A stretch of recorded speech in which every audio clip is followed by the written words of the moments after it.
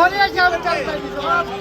একদিকে ধান আছে একটা পাটচালি আছে ভরে আছে বাপচালি একদিকে ধান আছে একটা পাটচালি আছে ভরে আছে বাপচালি আর নাই না চাল পাইনি ভরে আছে কি বলতেছে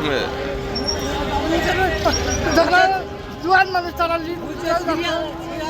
জোয়ান মানুষ তারা লিচে যাচ্ছে বলেন আপনি বলেন ভরে আছে বাপচালিতে যারা স্বাস্থ্যবান তারা তেল নিচে যাচ্ছে কেউ তিন চারটা নিচ্ছে আমরা পাচ্ছি নাকি বা ভরে আছি তাই? তাই? কিলো ভরে আছে আমি চাল পাইনি তো বাপ।